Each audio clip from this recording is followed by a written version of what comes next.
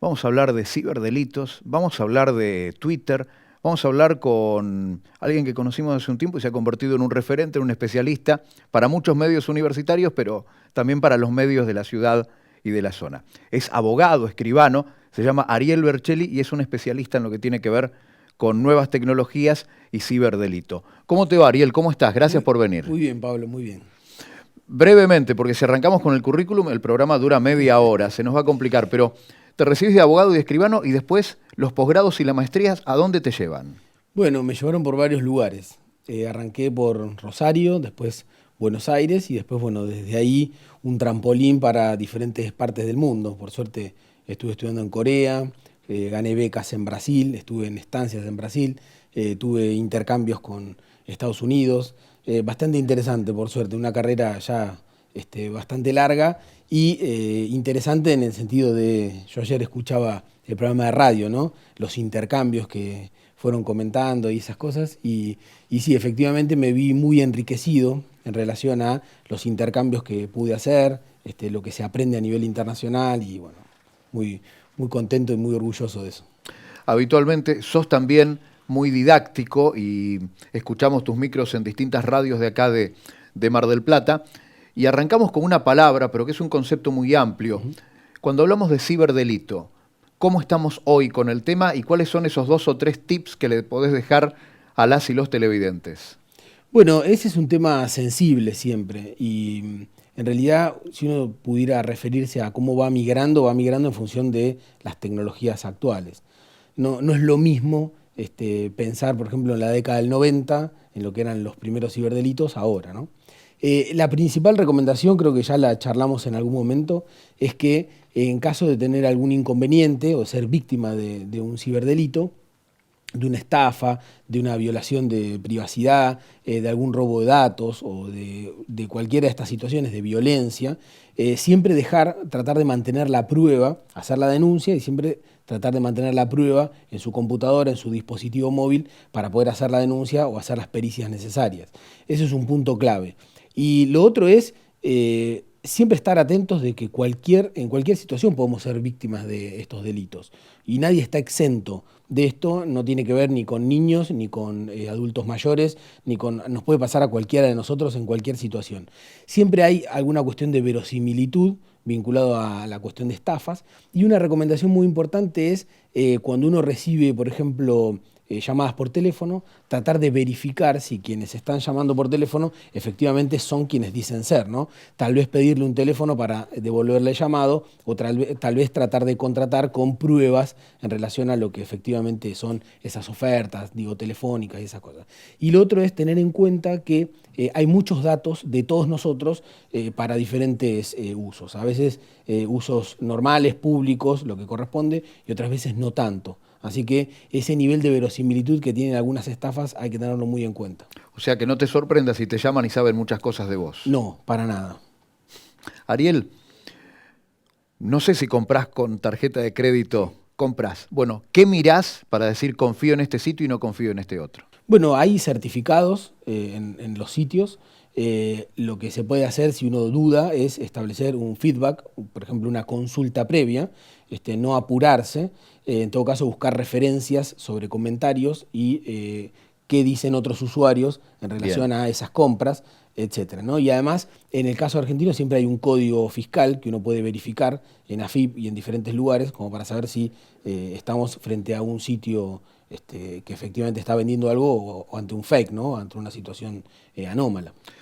Hay algunos dispositivos, a ver, ¿cómo lo llamo cuando hablo de modo o de mercado libre o de mercado pago? ¿De qué estamos hablando? Son diferentes formas de pagar, algunos con más o menos intermediarios.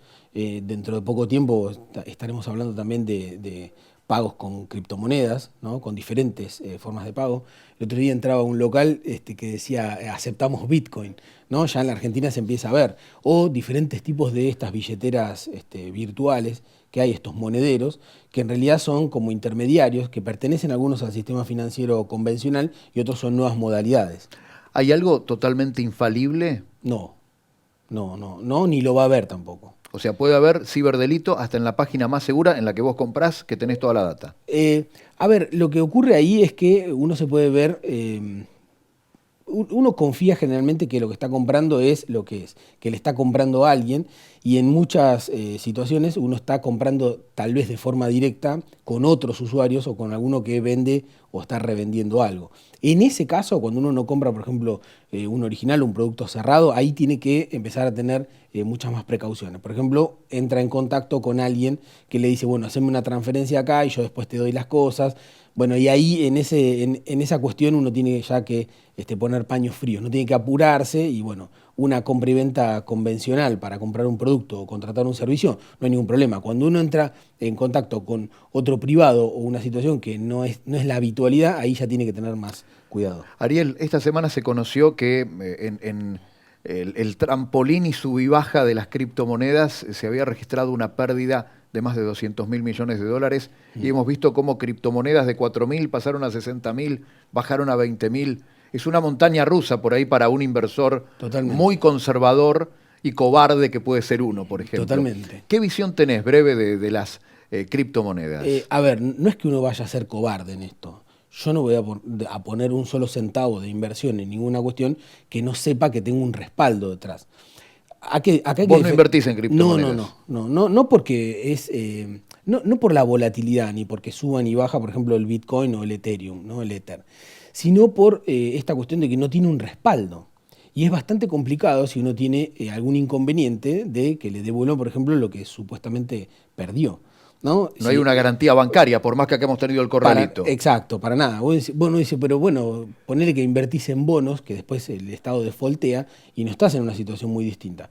Ese es otro cantar. Tema, está bien. Pero el punto concreto es, acá hay que diferenciar muy bien lo que es la tecnología blockchain, que es una tecnología extraordinaria como una red distribuida, es la cadena de bloques, es un registro distribuido que tiene copias distribuidas de las transacciones que se van haciendo, de cualquier tipo de registro, de lo que es un criptoactivo, ¿no? De lo que es una divisa, como por ejemplo, o supuestamente una divisa, como el Bitcoin, como el Ether o como el Dogecoin o alguna de estas que estén dando vuelta. Uno puede confiar en la cadena de bloques, sí, mucho, en relación a cómo se construya esa tecnología. ¿Puede confiar en una moneda que sube y baja o que se pueda hacer transacciones? Bueno, menos tal vez, sobre todo que no está respaldada por una entidad nacional. ¿Por qué no hay criptomonedas todavía nacionales? Ya van a venir. ¿No? Está el caso de El Salvador, que siempre está como ahí mostrándose. Filipinas, me decían mis hijos antes de charlar contigo también. Algunos países africanos también. Es decir, eso va a venir pronto y en realidad va a ser como una gran solución a muchos problemas endémicos que hemos tenido. Pero no se sabe cuándo, ¿no? Si uno dice, bueno, este tema de la cadena de bloques para empezar a construir qué pasa con los activos y qué pasa con la cuestión de los recursos naturales, como en Venezuela con el petróleo o en Uruguay, por ejemplo, con algunos cultivos y demás. Bueno, nosotros también tenemos recursos naturales como para, y soberanos, como para efectivamente empezar a corresponder esas monedas y sobre todo a nivel internacional. ¿Cuánto falta? Falta un tiempo. No hay soluciones inmediatas sobre esto. Clarísimo. Ariel, entro en contacto con vos por Telegram, pero no por WhatsApp. ¿Por qué no tenés WhatsApp? A ver, no me gusta utilizar servicios de empresas que no son respetuosas de los datos personales. Y WhatsApp es una empresa en este momento Meta, ¿no? Que era una empresa de Facebook. Y Facebook, todo va a Zuckerberg. Claro. Digamos que Meta ha sido siempre, o Facebook ha sido una empresa que se ha nutrido, como muchas otras, como modelo de negocio, de los datos, de las rutinas, de la navegación, de los perfiles de los usuarios. De hecho, han estado involucrados en todo tipo de desmanes, de situaciones, de manipulación, de desinformación, etc. Y bueno, si puedo evitar ese tipo de empresas, hay algunas que son inevitables. Yo no le recomiendo a otros que, por ejemplo, que no usen WhatsApp porque hay gente que la utiliza para cuestiones tan elementales como el comercio, la atención de algún pariente, saber qué están haciendo sus hijos, no importa, que la gente las use. Yo si tengo opción de no utilizarla o puedo utilizar una mejor que sea respetuosa de mis derechos, voy y lo hago. Comento y eso es un poco lo que sucede. ¿Qué hay detrás de la venta ahora en stand-by, me acabas de contar antes de salir al aire, Sí. de Twitter y la figura de Elon Musk. A ver, lo que se ve ahí de fondo es un gran movimiento brusco, creo que también lo charlamos en la radio, un movimiento brusco adentro de Estados Unidos tratando de decir, bueno, tenemos una red social que no es la mejor ni la más extendida, pero que finalmente se puede ensamblar con otro tipo de negocios.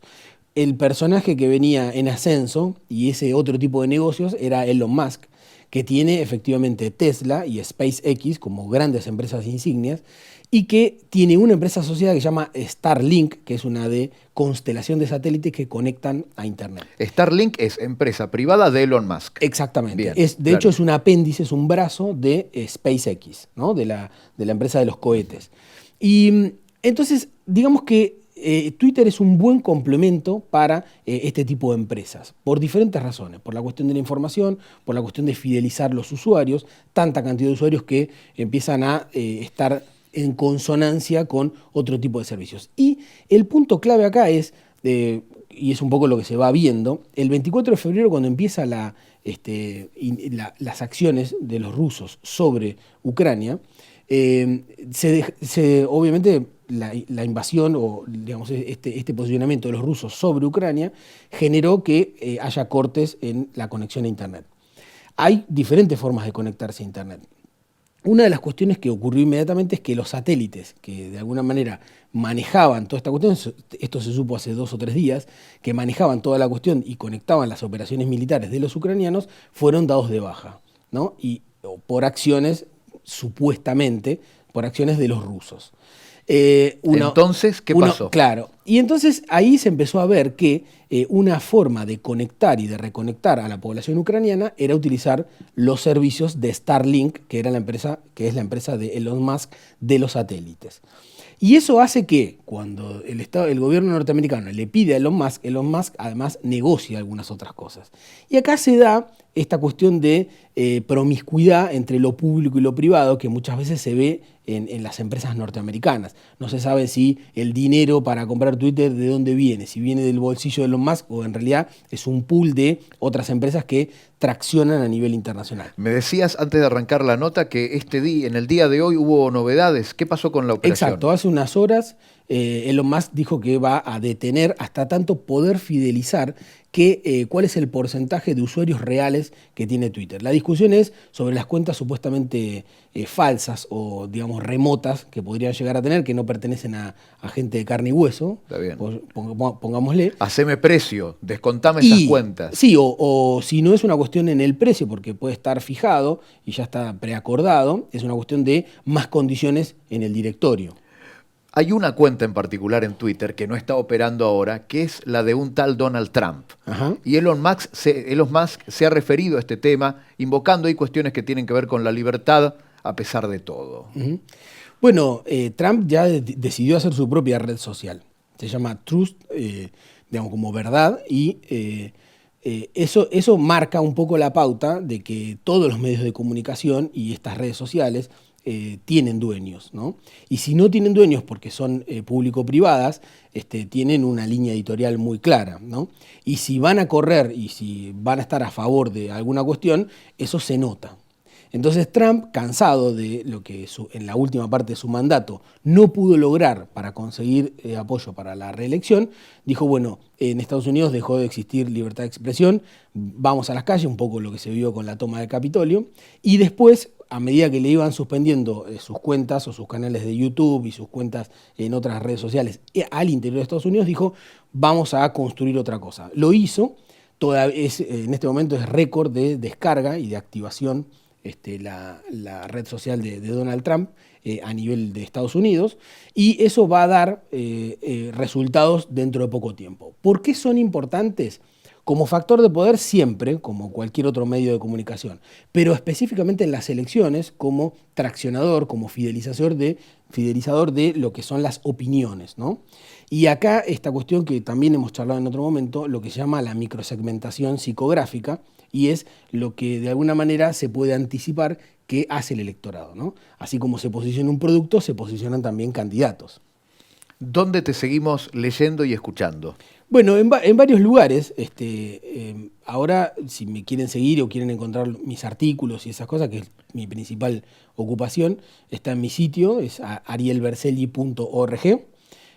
Pero tengo cosas hechas y escritas en varios lugares, googleando o B utilizando... corta, C, Sí, Berchelli, Berchelli. C-E y Exacto, doble L. exacto.